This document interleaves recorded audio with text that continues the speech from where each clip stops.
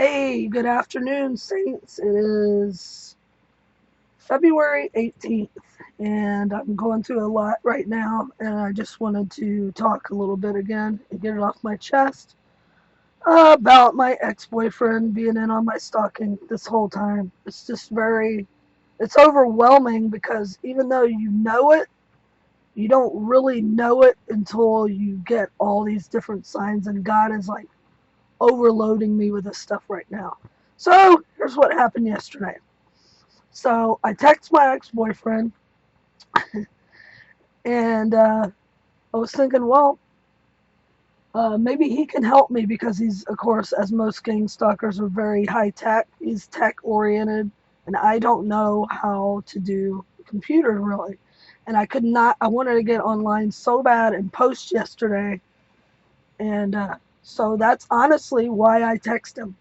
Wasn't trying to get back with him or anything, but I needed help with my computer. And I texted him and said that, and I was like, maybe we can meet. And then I even said, we could grab a drink if you want, but I could just bring my computer and we could meet. And he texted back and said, he's sorry, but he's sorry, but he can't help me. He told me to go to the library or some computer place or whatever, but he was not comfortable seeing me right now or something weird. And I was like, what is going on? I'm trying to get an answer from him. Well, the Lord answered me. He wouldn't. And it's because he knows he's a gang stalker. He knows he was in on it. And maybe he still has some sort of a conscience and feels somewhat guilty, but I don't think he does. But I don't know. Maybe I'm praying that the Lord is working on him, and that's what's going on. But anyway, and I was like, why? What's going on? And he said, I'm sorry, but I just want to be left alone. I don't, need anybody in my life or something like that. And I said, I understand if you have a girlfriend, it's okay. We can still be friends. He said, no, I don't have a girlfriend. I'm trying to keep my life as uncomplicated as possible, which is an odd comment. Why would being friends with somebody that you were with every day for over a year make your life complicated? I didn't get it really, but I did. You know what I mean? But I didn't. I still was like, please, Lord, don't let this really be really real.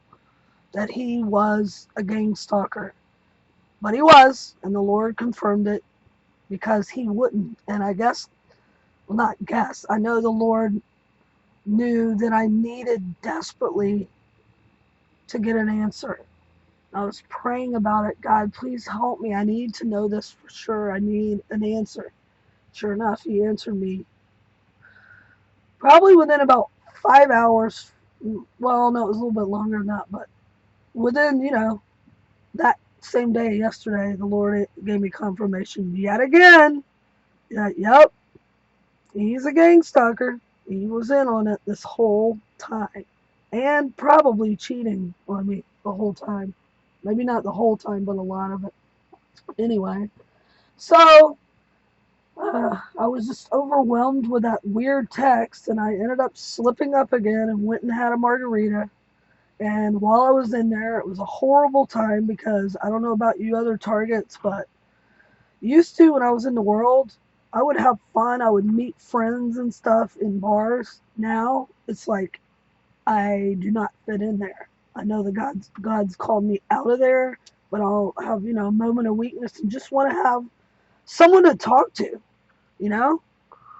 But there's not a lot of us left, saints. There's not a lot of us left, and I know God strategically placed me here. It gets so lonely, and it's like you out there that are listening to this, y'all are like my family, and anybody that can comment that's been through this, that's had someone they love being on their gang stalking, find out that they're a perpetrator, please let me know how you've dealt with it, or just let me know that you went through this. It would mean a lot to me because I feel really alone.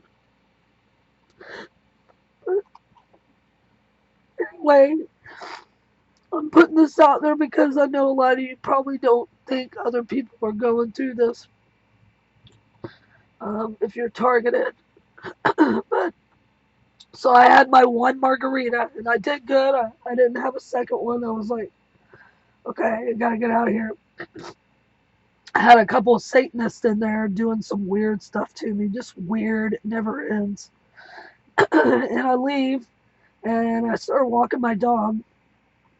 And I was finally starting to feel a little bit peaceful, a little bit happy. But you know, the enemy's got to come and slam you some more.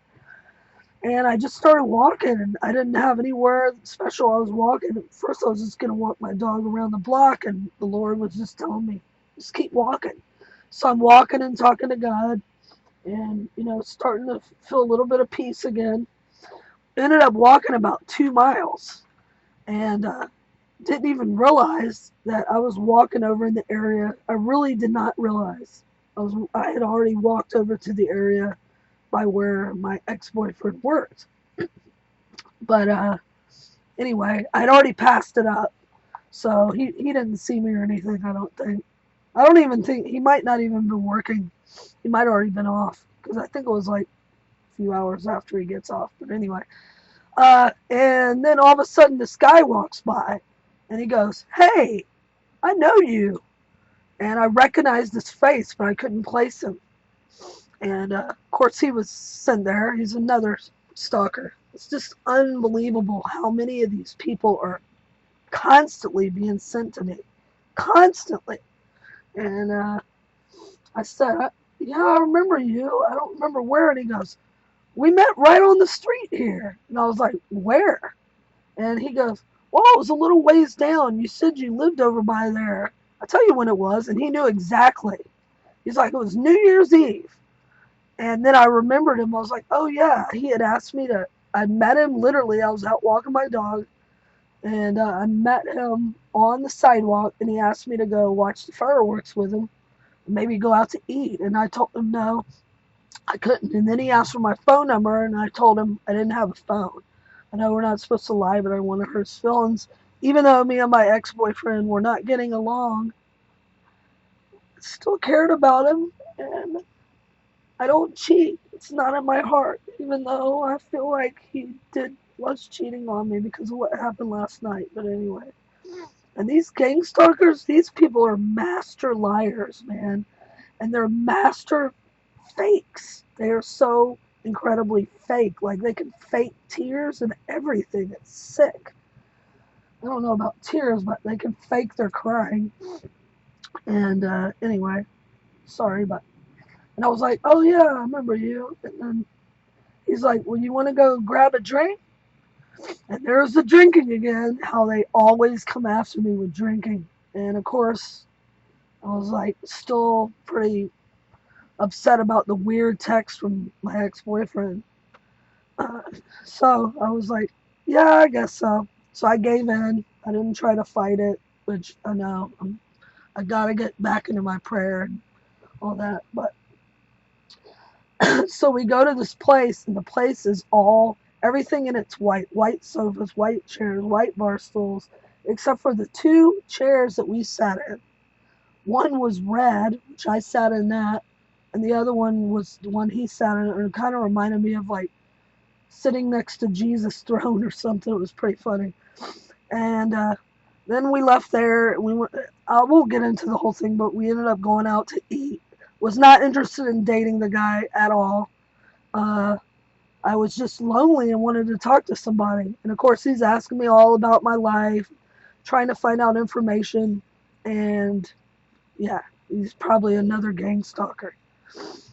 Because that's what they do. They try to dig information out and pretend they're friends with us, and they never are. They're working for the enemy. But anyway, we leave there, and then he suggests another place to go. And guess what? It's the same place that on Valentine's, that dude invited me and my so-called friend that's also a gang stalker that had come down to visit me. He's from New Orleans. Yeah, he said, you want to go over here? And of all the restaurants, that was the one I just said in the other video, that when I walked in there, my ex-boyfriend was sitting at the bar. I've never been in that restaurant before. He's never told me that he went in there. So it was just kind of odd that this guy says the same place. And I asked him, I was wondering what's up with this place because it didn't seem like all that, right? I said, "Why there?" He goes, "Oh, they got great specials and blah blah blah." And we'd already eaten, and I knew it was a restaurant, but there was a bar in there. And he's like, there was a nice patio though, and I was thinking, well, it's not really a patio, but we can sit outside, and then my dog can actually be sitting out there, not squished up in a bag. So I was like, okay, I guess we can go over there. So we get over there, we go in, we get our drink, go sit outside. I kid you not, hadn't even been there 10 minutes tops. 10 minutes, maybe. Guess who walks by? Yep, my ex-boyfriend walks right by. But the thing that really hurt the most was he didn't say hello. He looked at me, but there was a girl with him. And remember, he had just said, "I'm not dating anybody. I don't have a girlfriend. I want to be left alone. I need to be by myself." But yet he's with a girl. So that was, again, painful, very painful confirmation. But I find it funny what happened is he knows that I like Key West. I always talked about Key West. And I'm trying not to say it the way you said it.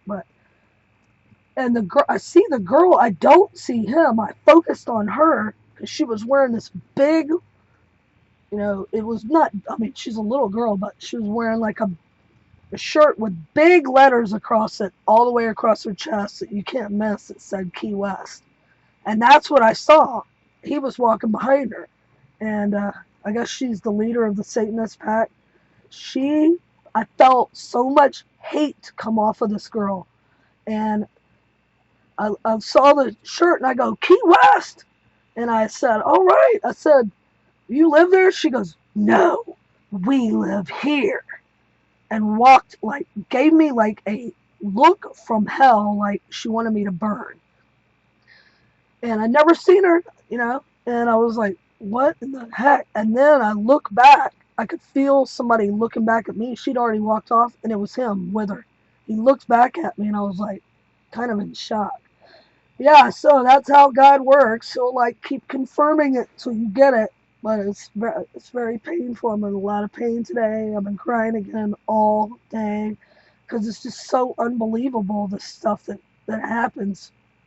And then the other dude that had taken, or not taken us, but we walked over on Valentine's to go to that same place, he texts me out of the blue, maybe like an hour later, and asked me, where are you? And I was like, who is this? And he goes, Brian from the other night. And I was like, oh, how you doing, dude?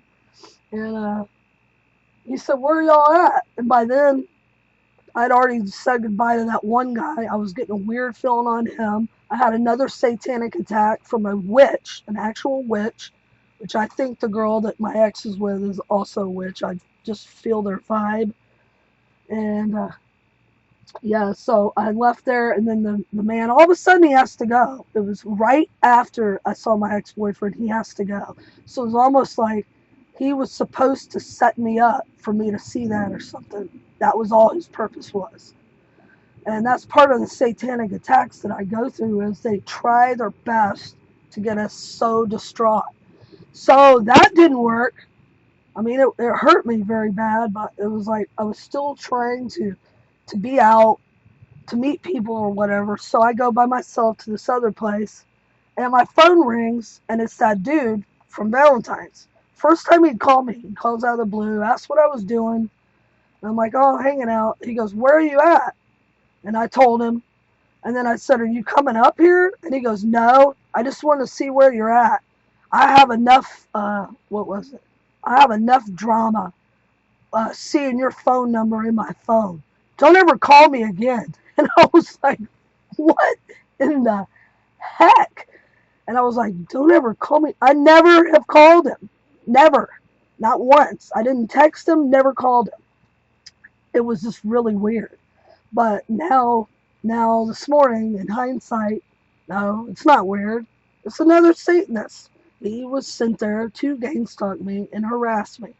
And these are some of the tactics and weird little games they play, and it's sick. Sick, sick. Anyway, that's about all I have. I'm worn out from all this, Saints. If anybody else is going through anything similar to this, please let me know. Please. I'm still very hurt about my ex-boyfriend being in on this, even though I knew, you don't want to believe it. It's like so crazy and overwhelming. Anyway, I plead the blood of Jesus Christ over every one of you viewers. I I pray for my ex. I pray for him. I pray for his soul. I keep thinking there's something in there that's gotta have some sort of a conscience, gotta have some sort of a heart, but maybe there's not for somebody to do this kind of stuff and to live a lie for over a year. How can you do that? Pretend to love somebody, actually live with them, and be in on their targeting and know all the pain that they've already endured and still be causing more. It's just it's unconceivable. But I guess that's part of being a Satanist. That's what they do. Anyway, God bless you, and God bless you and keep you. And I really can't even think right now. I'm so worn down by this. All right, ta ta.